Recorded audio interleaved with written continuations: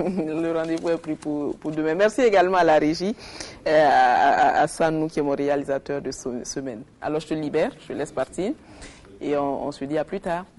Voilà. Et puis Bazier va laisser la place à un autre Bazier, puisque celui que nous allons recevoir maintenant s'appelle aussi Bazier, Mathias, et lui il est économiste de formation. Il est là ce matin pour nous parler du compte de résultats simplifié. Comment comprendre son compte de résultats simplifié lorsqu'on a une entreprise. C'est parti pour la rubrique économie.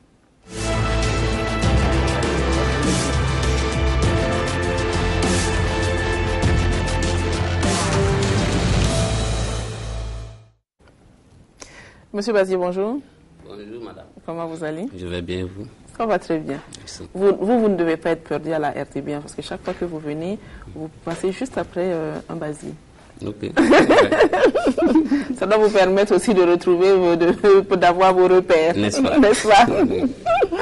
Alors, avec vous ce matin encore, nous allons parler économie. Nous allons voir décortiquer le compte simplifié. Là, il y a 2 semaines de cela, on avait parlé de ce compte. On était un peu rentré dans les chiffres, on s'était un peu perdu. Je me suis dit, mon Dieu, on va faire un cours magistral avec des chiffres et on va pas s'en sortir. Ouais. Aujourd'hui, on va aller par étapes, tout doucement, pour que tout le monde, ce soit accessible à tout le monde. Donc, comment comprendre le compte de résultats simplifié de son entreprise? Donc, tout de suite, on va vous demander, c'est quoi déjà un compte de résultats simplifié? Très bien. Donc, je rappelle que la semaine la semaine passée, on avait vu plutôt le bilan. Peut-être que ça peut se ressembler, mais on verra que c'est des outils complémentaires. Voilà, déjà j'anticipe. Alors, le compte de résultat est un document de synthèse qui est établi en fin d'année pour une entreprise qui présente le résumé des activités réalisées par l'entreprise. Et ces activités, ce sont celles qui engendrent un plus pour l'entreprise et un moins. Donc, ça veut dire quoi? Que il y a 2 parties dans le compte de résultat. Une partie gauche que l'on appelle charge et une partie droite que l'on appelle produit. Voilà, donc, il décrit en fait les différentes activités de l'entreprise qui permettent de déterminer le résultat net en fin de période. D'accord. Voilà. On va prendre des exemples concrets de charges et de produits pour une entreprise qui existe depuis quelques années et qui est en phase donc de faire son compte de résultats simplifiés. Donc, vous avez dit 2 colonnes, on a charge et on a produit. Qu'est-ce qui, a priori, va figurer dans les charges? Qu'est-ce qu'on peut avoir, par exemple, comme charge et qu'est-ce qu'on peut avoir comme produit? Très bien. Donc, une charge, c'est par exemple le coût d'achat des marchandises que l'on vend. C'est peut-être le premier élément. Ça veut dire que lorsque vous vendez une marchandise, vous perdez cette marchandise, entre guillemets, puisque vous la cédez en contrepartie de quelque chose. Donc, ça devient maintenant une charge pour vous parce que ça s'en va. On peut avoir, à côté aussi de la marchandise, les matières pour une entreprise de transformation. Une entreprise de menuiserie, par exemple, va transformer le bois. Le bois va disparaître, se transformer en produit fini, par exemple les fauteuils que nous utilisons. Donc, il y a les marchandises, le coût d'achat des marchandises vendues. Il y a le coût des matières utilisées. Quand on parle de matière première, c'est la matière qui prend corps dans un bien que l'on fabrique. Il peut y avoir aussi d'autres éléments de charge comme les stocks de fourniture. Du papier que nous utilisons, ça ne revient plus. En fait, les charges, c'est les éléments qui passent et qui ne reviennent plus, qui disparaissent dans le cycle d'exploitation. Vous avez par exemple les charges de transport. Lorsque vous payez pour le transport, c'est un élément aussi qui de charge. On peut aussi y ajouter les frais de télécommunication, que ce soit le téléphone, Internet, etc. Le carburant, les impôts que l'on paye à l'État. Donc quand vous payez, vous ne recevez pas quelque chose en retour, c'est une charge. Les loyers que vous payez, voilà. Et les charges de personnel, voilà, on en avait déjà parlé, les charges de personnel c'est l'ensemble des rémunérations versées aux travailleurs. On peut avoir d'autres éléments tels que les charges d'intérêt. Lorsque vous empruntez auprès d'une institution financière, ce n'est pas cadeau. Et en contrepartie de l'argent qu'on vous a porté, vous devez verser une certaine somme. Ce sont des intérêts. Et on peut retrouver également ce que nous appelons les amortissements. Le calcul est plus, ça veut dire quoi? Que l'on suppose que tout bien durable que l'on utilise, c'est quand on a vu au niveau du bilan là, perd de sa valeur. Pour faire simple, un bien qui coûterait par exemple 3 millions et qui est destiné à être utilisé pendant 3 ans, on supposera que chaque année, le bien perd un tiers de sa valeur, soit 1 million à intégrer au niveau des charges. Voilà. Donc, on retrouve au niveau de ces éléments de charge tout ce qui est perte provisoire. Parce qu'en réalité, si on supporte ces charges, c'est parce que quelque part, ça va être balancé tout à l'heure avec des exemples de produits que nous allons retrouver ici. Maintenant, il y a aussi celles qui ont un caractère exceptionnel, ce que nous appelons hors activité ordinaire. Donc, c'est le cas, par exemple, du coût, la valeur comptable d'un bien usagé que l'on veut revendre. Par exemple, un véhicule qu'une entreprise a, et l'entreprise veut céder le véhicule pour payer un autre véhicule. On dira, le véhicule avait coûté, par exemple, 10 millions.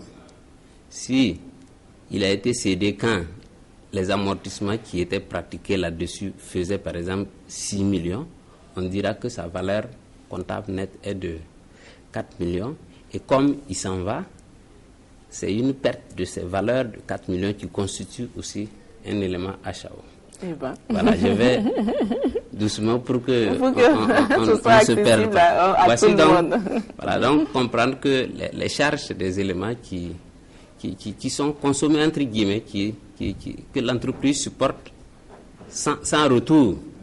Le retour, c'est la compensation qui viendra avec les éléments de produit. Donc, si vous permettez, je passe là-bas. Oui, voilà. Donc là, on était dans la colonne de gauche. Voilà. C'est ça. Et on passe maintenant dans la colonne de droite qui correspond aux produits. D'accord.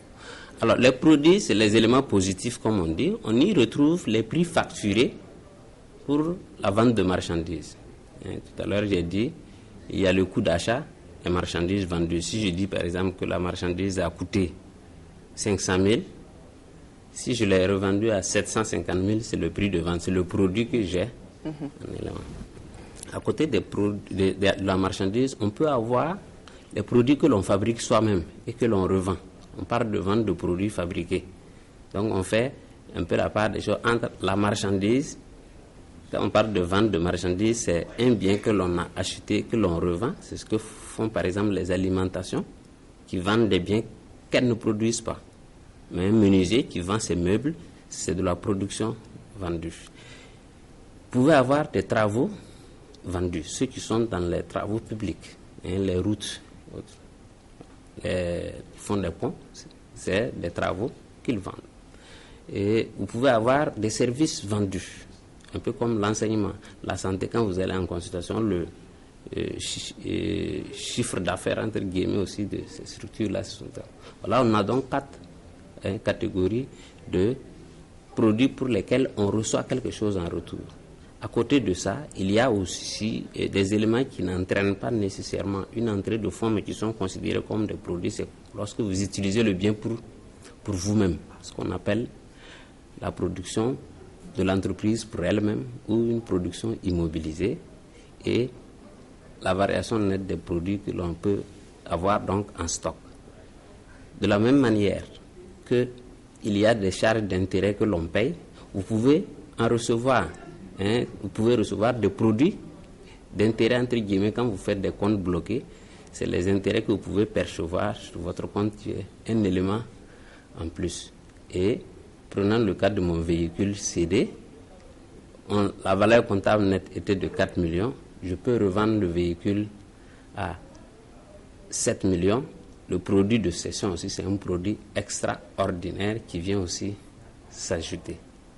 Alors, donc, on essaie maintenant des deux côtés, produit comme charge, de fixer des niveaux d'activité. Il y a ce que nous appelons le niveau d'exploitation qui est lié à la raison d'être de l'entreprise, à l'objet de l'entreprise même.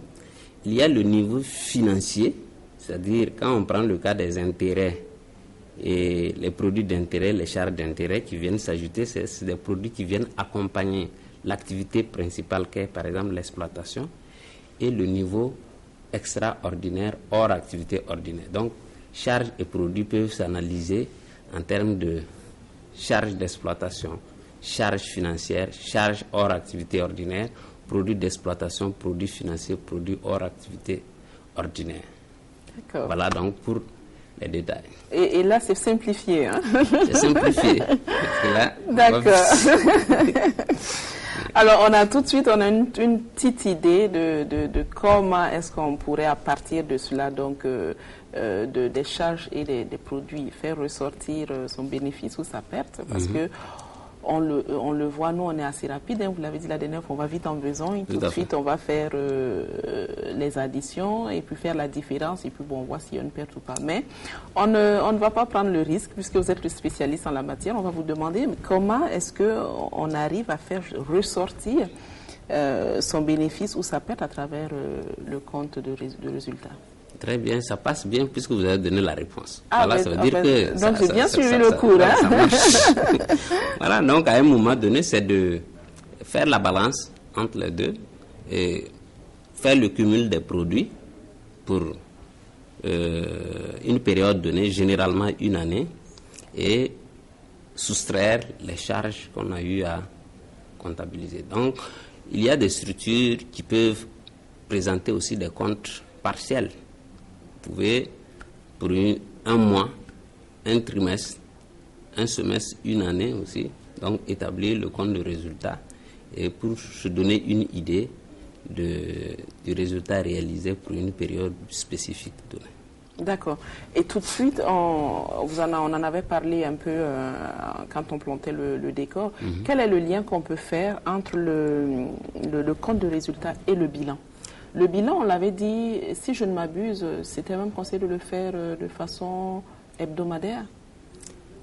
Non, on peut faire le bilan à tout moment. À tout moment. Maintenant, mais généralement, c'est en fin d'année qu'on fait le bilan, parce que là, on fait le point sur une année, l'exercice comptable, à la fin de l'exercice pour présenter son bilan, surtout que c'est sur la base du bilan aussi que l'impôt sur le résultat est calculé. Sinon, rien ne vous empêche à tout moment de faire la situation de votre entreprise, de présenter le bilan, surtout s'il y a des opérations spécifiques. Il y en a par exemple qui veulent s'associer à d'autres ou qui veulent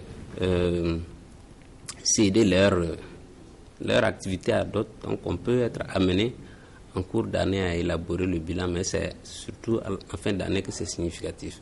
Maintenant, le lien entre les deux, c'est que les deux documents sont obligatoires pour les entreprises qui sont inscrites au registre du commerce, c'est-à-dire la production du bilan et du compte de résultat. Parce que le bilan, lui, il ne fait que constater le résultat. On a dit c'est une photographie, alors que le compte de résultat explique.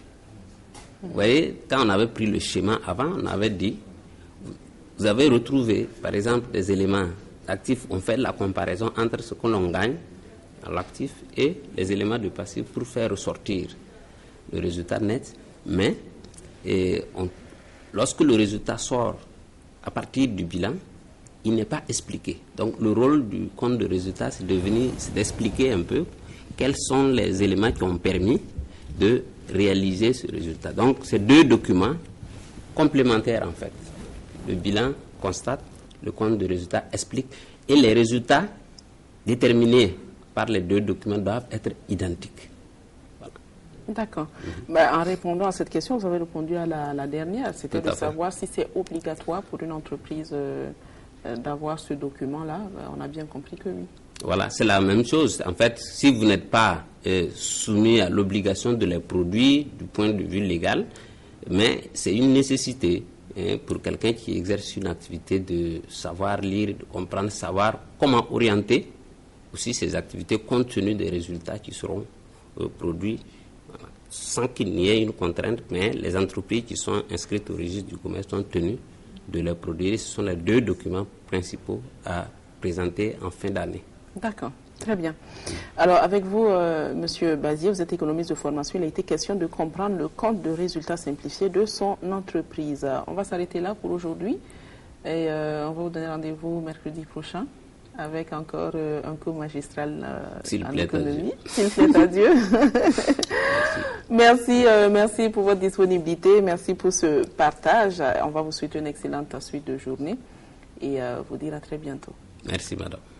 Et puis Télématinaux, c'est ici que s'arrête l'aventure RTB Matin pour aujourd'hui. Mais vous savez qu'on est là du lundi au vendredi. Demain, on est jeudi, 4e numéro. On sera encore là à partir de 6 heures dans le studio de la RTB. Avant de se séparer, je m'en vais vous rappeler le proverbe du jour et nous attendons vos commentaires sur notre page Facebook.